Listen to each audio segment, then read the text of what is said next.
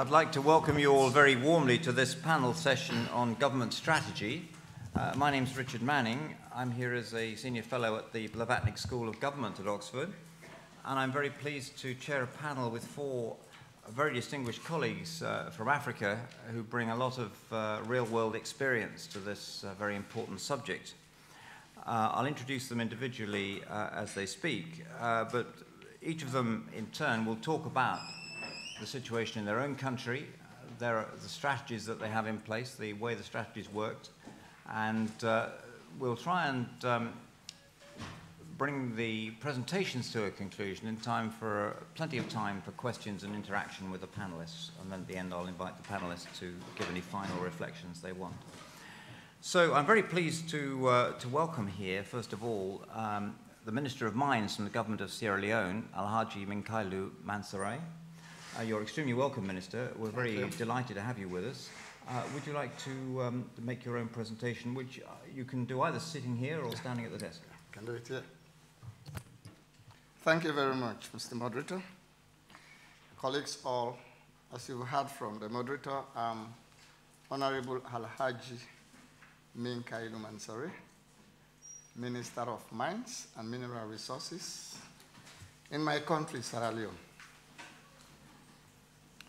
Most of you may have heard about Sierra Leone, and some of you may have known something about our history. We're coming from a very difficult situation where the military thought it was their right to overthrow our government, and during the period created some serious devastation in our economy, the infrastructure, the human resource that we built up. And it was after we went to civility and to constitutionality that we tried to develop a solid system backed up with a sound, sound structures to ensure that we restore our country called Sierra Leone. And when we did that, we looked at the extractive sector, which we believe has served as an engine for our economic growth.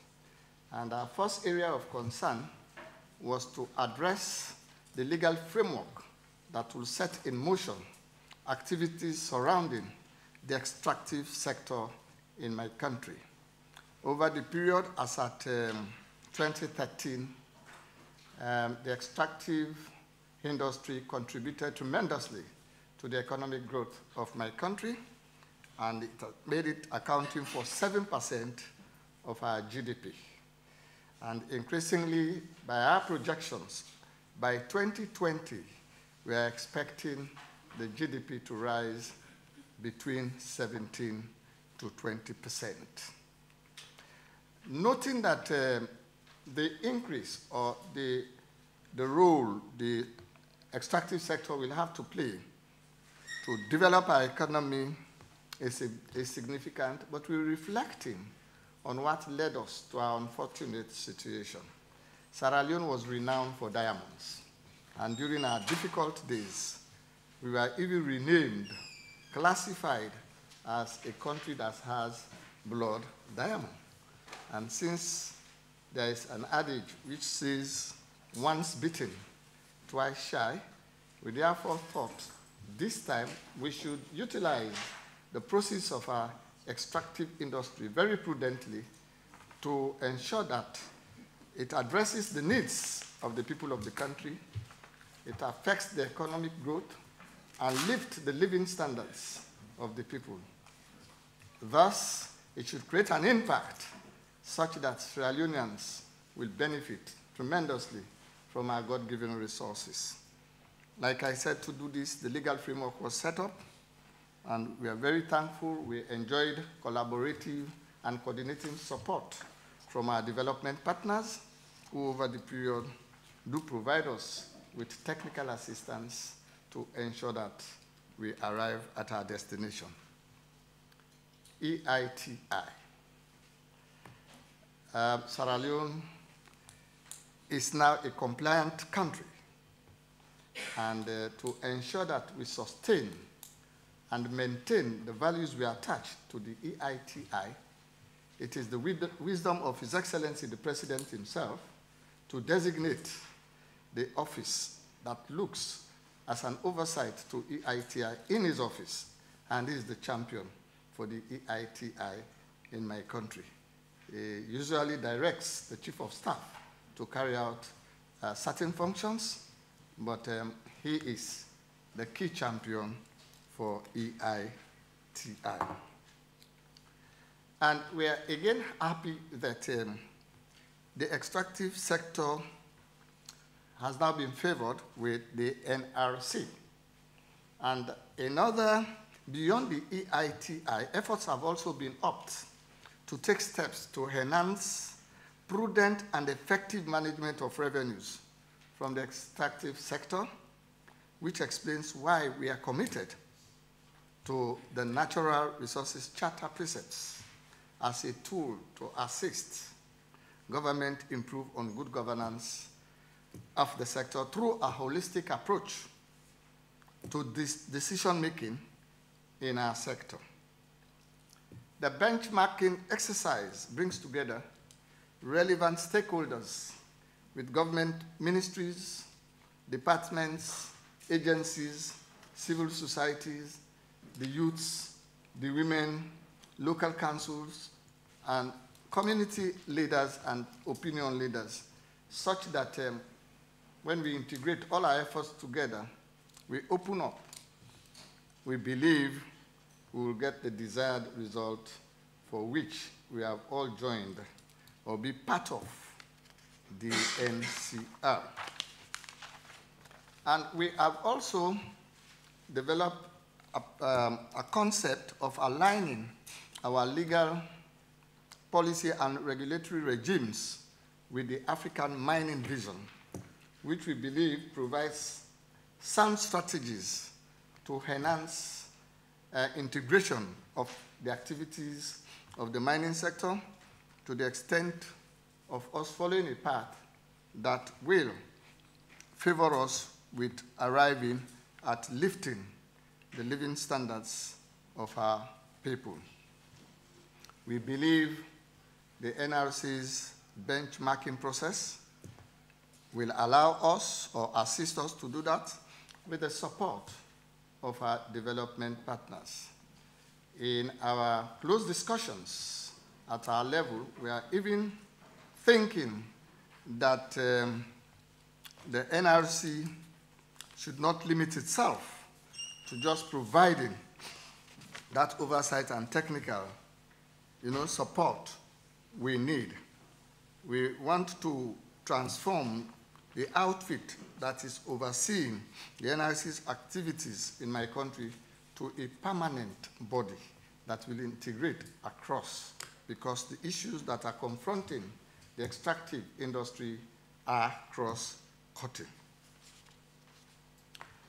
To ensure that we do not fall victims of where we were that led us to that unsavory situation, one of the structures we developed is to set up an outfit called the National Minerals Agency, leaving the ministry which I head for policies issues and redirecting all technical, regulatory, and operative matters with the National Minerals Agency. And this is because we want to ensure efficiency and effectiveness in the activities of the extractive industry, which I head as a policymaker. We also collaborate and coordinate with an integrating policy, call it regulations, the EPA, the environmental aspect of our activities. And we set up an agency called the Environmental Protection Agency. We together developed a regulatory system that addresses both entities. Because like I said, extractive industry is connected or has cross-cutting issues. You don't talk about the extractive sector, you live in lands ministry. You don't talk about the extractive sector, living agriculture. You don't talk about extractive structure, you leave the environment, you leave the water system, you leave energy. And therefore, we developed an interministerial committee of all the MDAs, such that we meet very regularly to look at where we are and then project within the targets we have set ourselves. Again, in all of the work, we enjoyed the full collaboration and coordination with the multi-stakeholders engagement, the MSG. And in the MSG, the role of the civil society is very critical. In our own case, I mean, in the field of the academia, we invite the attention of the University of Sierra Leone, and we looked at it from a very technical aspect, where together we pool our resources, both mental and academic, to ensure that we achieve our desired destination. We also developed a mining cadastre, and in the mining cadastre, we backed that up with a repository. We disclose all mining contracts on the website, agreements, and we also disclose on website through the mining cadastre all issues relating to licenses, fees, and we also disclose those that have defaulted, so that we take informed decision to either decide whether to continue retaining them in our books or to expunge them through the windows of the legal system. Because one of the issues that affects us in the past is that we have a host of concession holders. They would sit on the concession, parade their agreements or their licenses within the corridors of the stock, leaving the land unattended. And this has affected us, debarring those who intend coming, who otherwise would have contributed to the development of our economy by generating revenue, which we believe we need to make ourselves what we intend to do.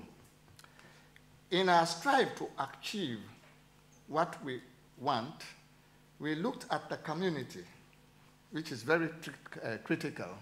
We looked at the community as a very integral part of whatever development strides we're going to make. And therefore, in our policy arrangement, when an investor intends to partner with us in the extractive industry, we will urge you, in line with the requirement of the laws, to get into the community, interact with them, and firstly, you have to develop a community development agreement. And that was why I liked my sister from Ghana when she said she hates the word, you know, social corporate social responsibility. In our own case, it is mandated that whosoever wants to participate or partner with us in our extractive industry should go to the community, you interact with the community, you develop a community development agreement based on a plan that you will have to submit to the ministry. We refer that plan to the National Minerals Agency. They will look at it very effectively and efficiently, and they will come to the policymakers and then discuss with us. When we are fully satisfied that in your development plan, you address all the issues that we believe in the immediate and even in the long term you should carry out are all integrated in the plan, then that is a step to allowing us to approving your application for a mining license. You know, while receiving and utilizing resources rents, we know it is a core function of the state. We also believe that government should provide the wherewithal in accordance with their master plan to ensure that they take on board the people whom they govern such that they will lift their living standards. And therefore, in you developing your community plan, we will not say, okay, we just leave it like that. We have to align it with the national development plan such that we will not fall into overlapping. Therefore, effective collaborative efforts were being put in place to ensure that we have a synergy in our operations. Now, in the extractive industry, like I said, local content is very critical. And in our emerging economy, there is always a chain in the development of the local content. People perceive local content as just creating employment for people within the locality. I think it goes beyond it. When a company participates or partners with you in the extractive sector, there are other emerging economies. In the community, you will have somebody who will sell foodstuff. In the community, you will have somebody who will provide certain facilities that will regenerate economic cycle. And therefore, local content is critical to us. And we looked at capacity building, and it is entrenched in our laws that whosoever partners with us in our extractive industry should ensure that it provides us with a plan to train even the skills, the semi-skills, and the unskilled people, because at the end of the day, we need to build the capacity such that you will have a supply to meet the market demands that the extractive industry would wish to engage in. My government, headed by my president, perhaps most of you have heard about his name, Dr. Ernest Bai Koroma, is so determined and committed to ensuring that we configure the operations of the mining sector such that we reflect on the past and do things that will bring better living standards of our people in Sierra Leone. I think in the process, we fully involve the stakeholders, key stakeholders, to ensure proper education, sensitization, collaboration amongst all the stakeholders, join the president in the drive to achieving this end. We know when fully driven to our destination, we will see, well, perhaps the mining sector will be described as a vertebra in the physiognomy of our economic development. I thank you very much.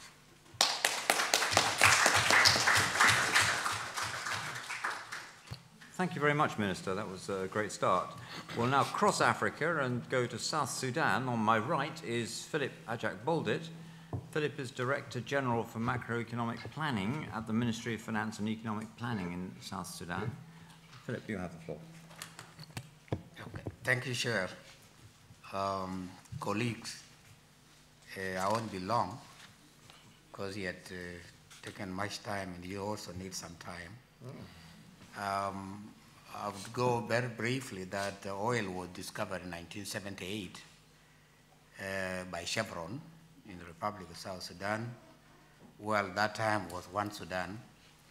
And we got engaged in the war, so South Sudan never had any experience. We didn't know even how much was being pumped out, was being taken care of by the North. The agreements, the contracts were all signed by the North on behalf of the whole country. And when we came in to be independent 2 years ago, we had the charge, because the whole oil is in the South, we had the charge now of taking over the oil, because we are only a recipient. And taking over the oil didn't mean only revenue. A lot of things, management, contract with the foreigners, sale of the oil, what do you do with the byproducts? It was a big challenge for us. So the government has come up with a strategy, and that is, number one, depending on the oil revenue is not a viable economic entity, because oil is volatile, international with the prices, and the conflict between the South and the North is still continuing. And you might have heard one time we close it down. They can also decide to close it down because the pipelines are in their land. Therefore, we didn't want to depend 100%, and our revenue is 98% oil, 98%.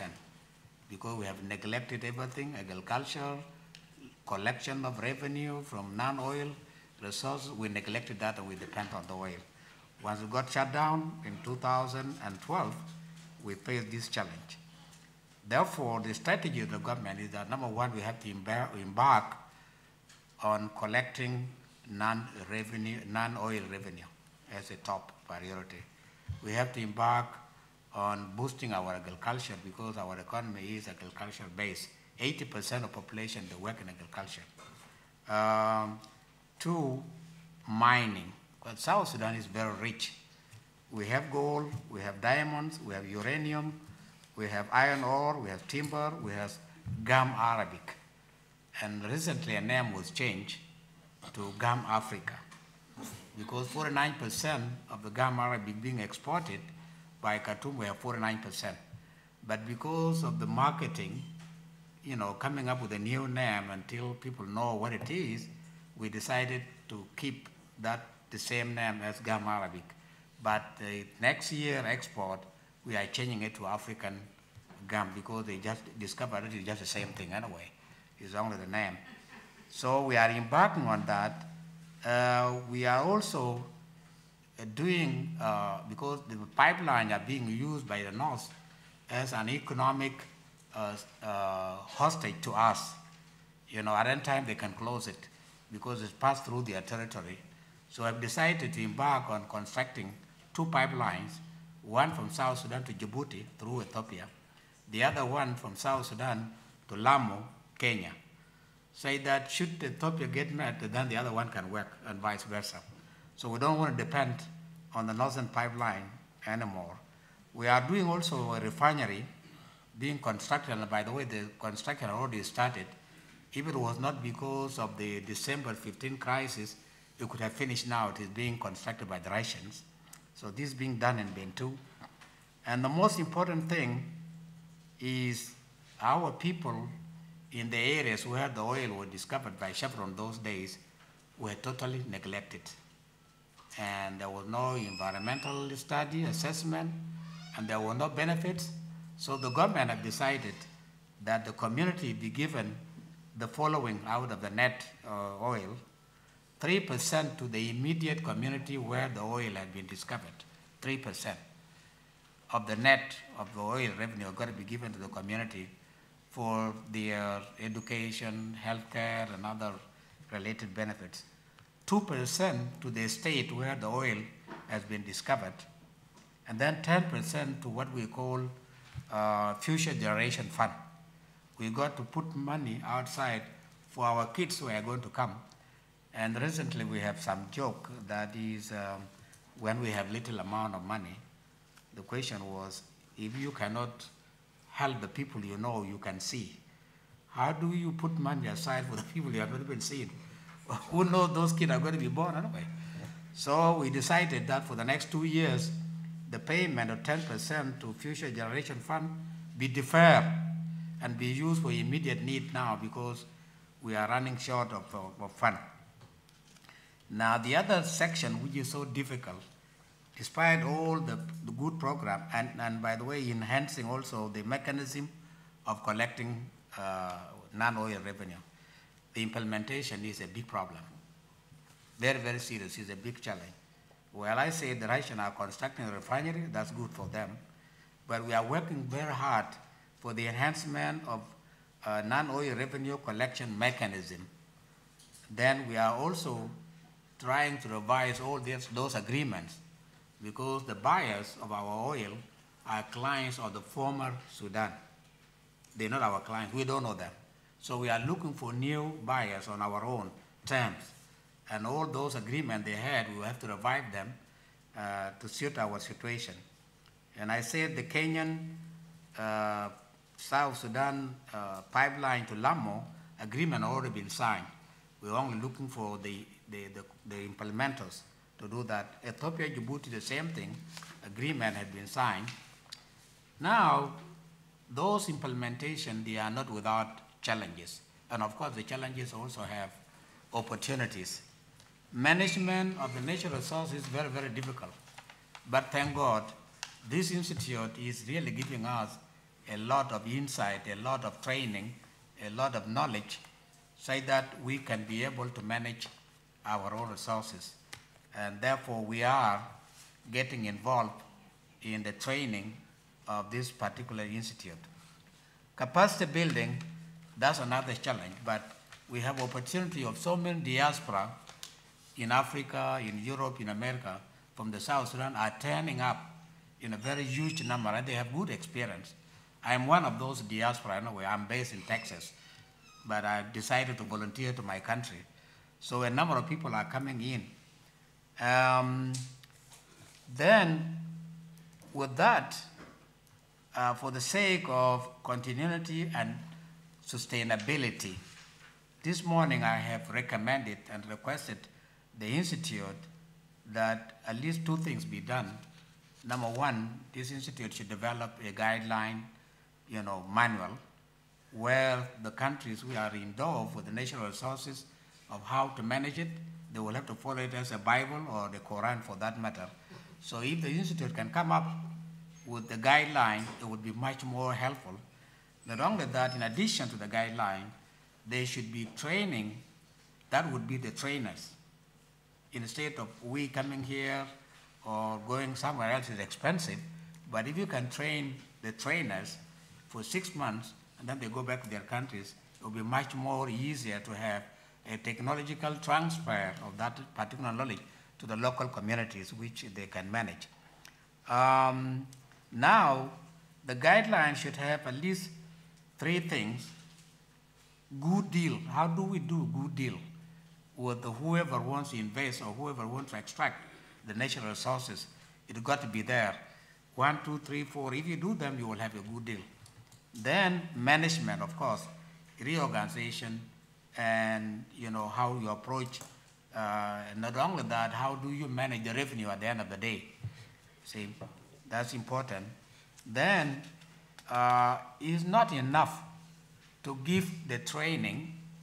I would also ask the Institute to make sure that they got to follow, to monitor and evaluation to see how effective, the impact of the training they have given.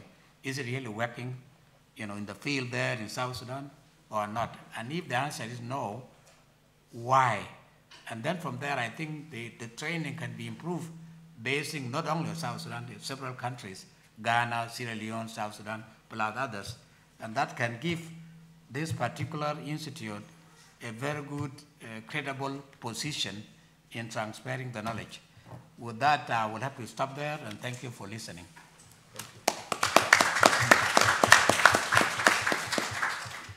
Thank you very much. I'm sure our colleagues at NRGI will think carefully about your practical suggestions.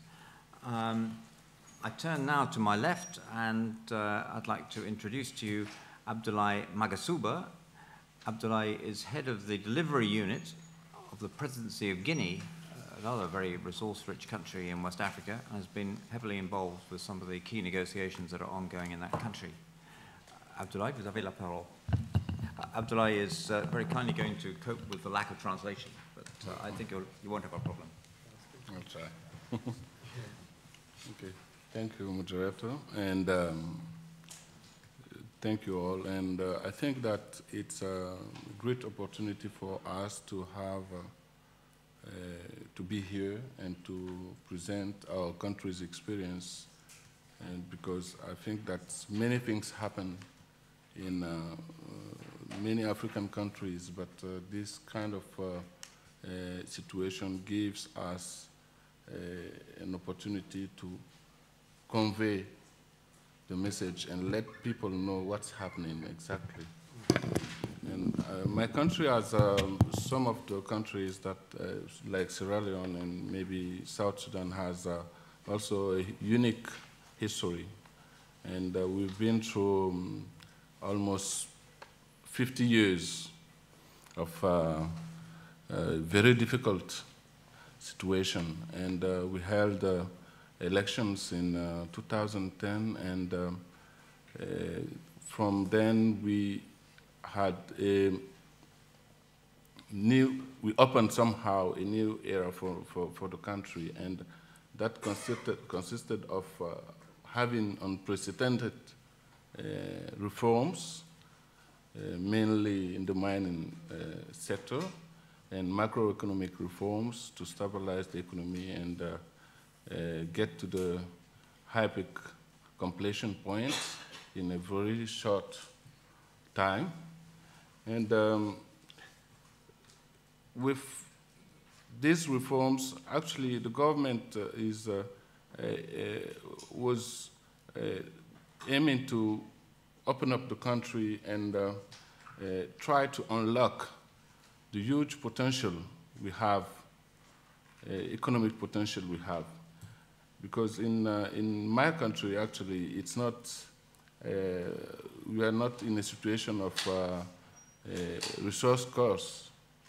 We are in a very big paradox, because the resources are there, they're not actually exploited. And we claim to have at least half of the world reserves in bauxite, and most of it is not produced. And we also have the largest untapped high-quality iron ore. You've certainly heard about. And it's not, and the potential of the country is not only about mining. We are also, we have a lot of potential in agriculture and hydropower, and these potentials are also underutilized. And our aim is to try to unlock the potential by putting together a dynamic reforms in all these sectors. Now, since 2010, what the government wanted to somehow end this inertia that has taken place somehow for maybe 2 or 3 decades. And in that, with that objective in mind, we try to design and start implementing a very progressive and business-friendly mining policy, and with some core principles. The first one was to have a legal framework, because that is the starting point. And what we did was to adopt a new mining code that was not only to attract, for attracting investment, but also to protect us against the past mistakes, having frozen deposits, but in a very, business-friendly way, because everybody has commitment. The government has its commitments, and the companies have their commitments. The point being to make everybody, all parties, meet their commitments. The second principle was to promote transparency and good governance.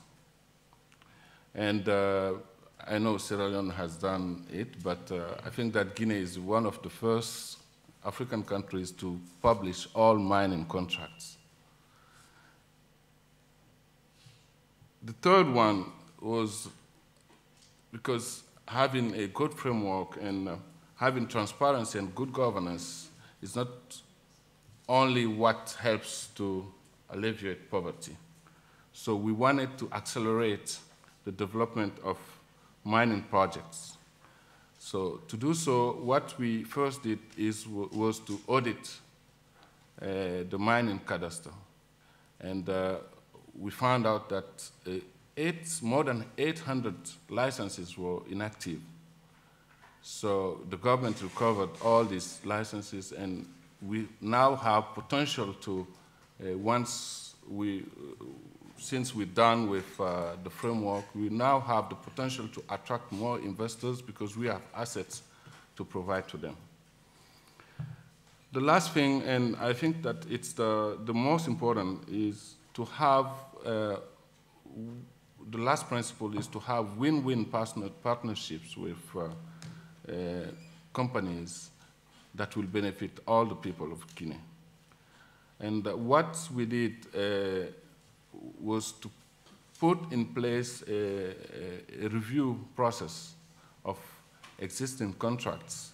And that review process that was implemented with the assistance of some donors was, it took actually 6 to 9 months to make it operational because we wanted to have a proper process that would involve all the stakeholders, including civil society, and have a due process that will not be questioned because usually when you undertake a review of mining contracts,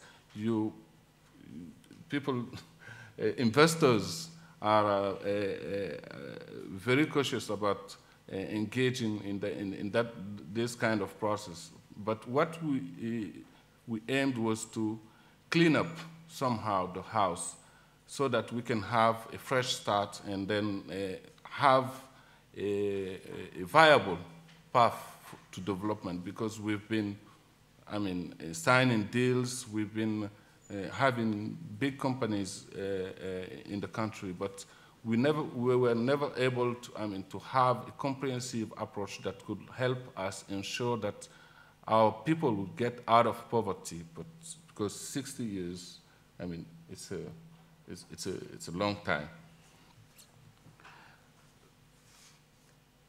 So we are doing all of this with an ultimate goal in mind, because I think it's somehow the case for South Sudan too. We don't want to get held hostage of the mining sector. And we have so much potential in agriculture. In my country, actually 70 to 80% of people live with agricultural activities. And we have an important potential for hydropower, as I said, and we want to use the mining sector mainly as a leverage to diversify our economy. And we have different channels we are using in that purpose. The first one is to collect as much as possible revenues in the mining sector as much as possible and invest it in other productive sectors. And concretely, what we did was to, in 2011, we had, an important revenue from a mining contract. It was 700 million. What we did was to create a special investment fund for that, so that it won't be used for, regular expenditures, raising salaries or things like that. So, and at that point, we used the money to invest in hydropower, in roads, and actually in one of the main dam that was financed through that money will start producing electricity in the middle of 2015, and it will probably solve most of the electricity problem we are facing in the capital city now. So just to say how useful can be the mining sector if it's leveraged for other, productive sectors. So the second channel is to use, to maximize the impact of the mining sector directly throughout the rest of the economy. And we, with the assistance of the World Bank, we ran a study to see how, because the country is almost 700 kilometers or 800 kilometers long, and we have two big poles. The first big area is mainly for bauxite, and that area is, fairly close to the coast. But the second biggest area is where we have these iron ore deposits, and most of them are at least 600 kilometers from the coast. So the main challenge for us was to have mining-related infrastructure that can help us unlock all this potential. But at the same time, we didn't want it to have something that would not be consistent with the overall government policy, economic policy. So after the study, what we decided was to have three main corridors. It was the northwest corridor, where we have the bauxite, and a company that is established there for maybe 30 to 40 years now has already transferred an infrastructure that was built then to the state, and the state has now put all the companies together so that they can negotiate and have share the infrastructure for the good of, so that all these bauxite deposits can be developed. And something that is very important to note, we decided as the government not get involved at the first stage, because we wanted, the real commercial terms to operate somehow between the companies. And then we can come later and as a regulator and try to facilitate the process. And the second corridor is what we usually call the southwest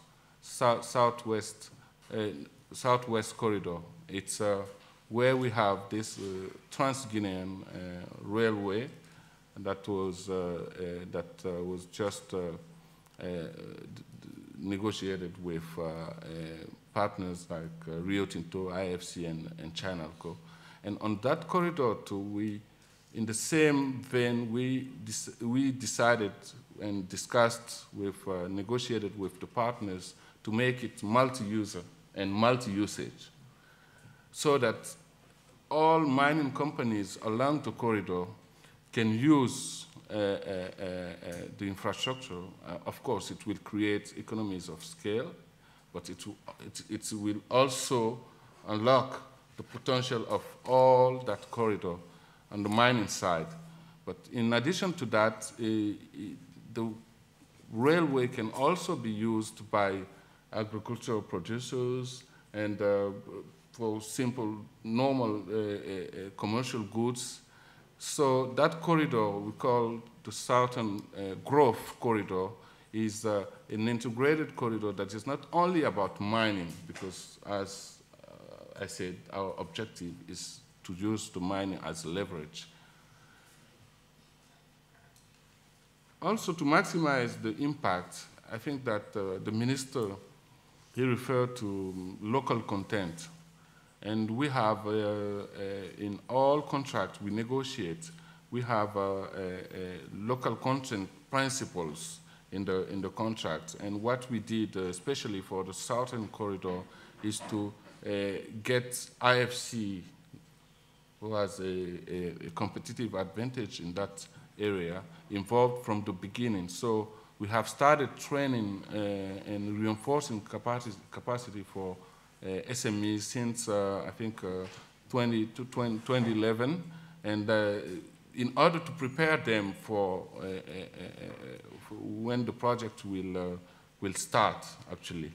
And you know, it's a big challenge, because we have to make not a trade-off, but we have to make our best so that we can get our SMEs ready for the project and not create delays in the projects. So that is something we also do, and we also work on vocational training, and one of the projects is building vocational training centers, and we are trying to create synergies between private companies and international donors so that people who intervene in vocational training, for example, on the international donor side, will see what are the needs of the companies to make sure that they have the markets for people who will be trained in the centers, so that they will have incentive to invest in vocational training centers.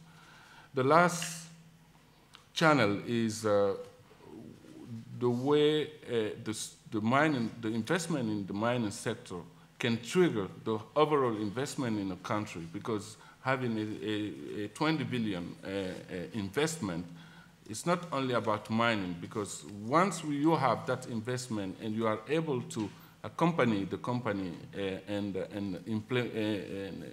develop the project, it gives the signal to the other investors in the mining, in agriculture, in some other sectors, that they can make it in Guinea.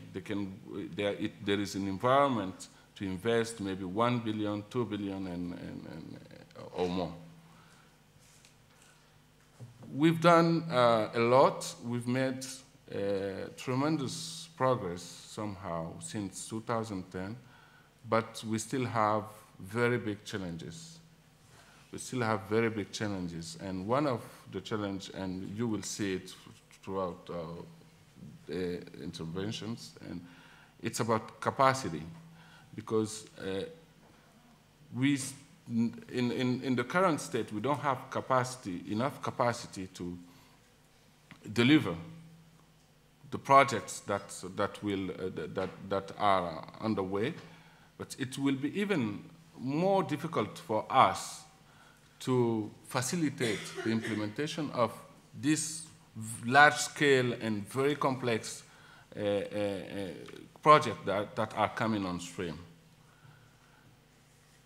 Capacity is also about dealing with the social impact, because when we don't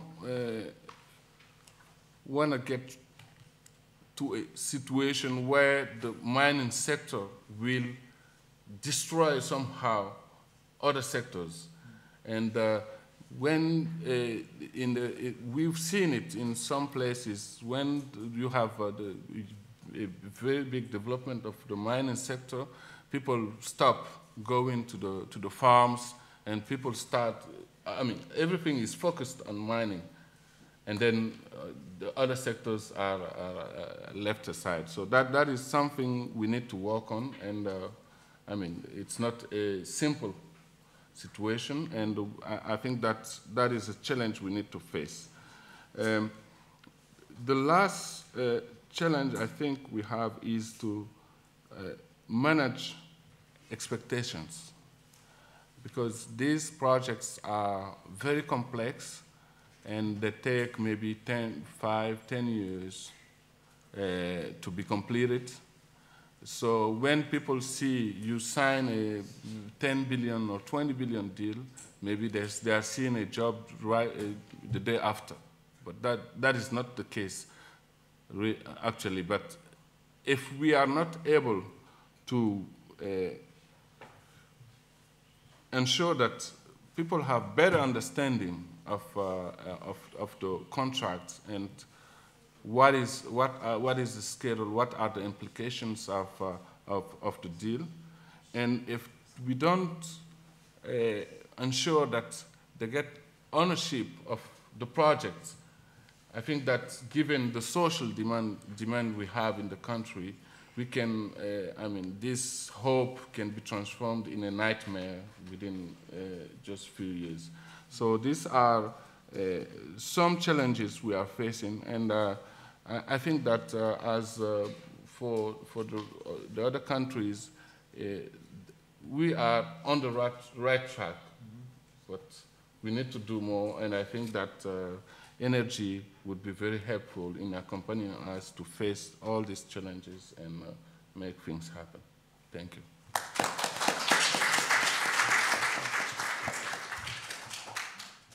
very much for those remarks. And we'll go finally to academia and invite Joe Nwako Tufo to address us. Joe is Professor of Economics at St. Francis Xavier University in Ghana, a senior advisor at the African Center for Economic Transformation, and a long-time advisor to Ghanaian and other governments on important matters of economics and tax. Joe, you have the floor. Thank you very much. I wish I could begin on where my colleague ended, that Ghana is on the right path. I will leave you to be the better judge on this. The story of Ghana, which many of you, I'm sure, are interested in, is Ghana is an experiment to watch. An experiment to watch in two directions, either for the better or for something else. It may be too early to tell. But let me share with you very quickly some of the interesting stuff we have in Ghana. If you ask me what is Ghana's strategy, I'll probably say, honestly, it is still work in progress, which is probably not what you expect to hear. But listen to where we are coming from. We've had 100 years of mining, gold, diamond. Of the 100 years, we had no clear-cut strategy. Why do we want one now? Our goal, if you want to call it a strategy, was how much revenue can we get into the budget from gold mining companies. When we needed money, we called them very quickly to the Minister of Finance office, and they promised they would transfer money to us as quickly as they are able from their head offices. That was our strategy somehow. There was no conversation about development strategy of our mining, linkages with the rest of the sector, with the rest of the economy, local content, environment. We did not have that conversation. Perhaps you would say that conversation had not begun in most places, so Ghana was not the exception. You would think, after all that, come 1980, 2000s, Ghana will have a lot of lessons, one from its own history, and second, from the experiences of other countries. Before 1980, we had no oil and gas. There were sporadic incidents here and there, but there was no strategy, no plan at all about those things. In the 1980s to 1991, there were some landmark efforts. Now we started to think about oil and gas. So between 1982 and 1985, very quickly, we introduced some baseline legislation. We formed the National Oil Company. We introduced exploration and production law, petroleum income tax law, and then we had a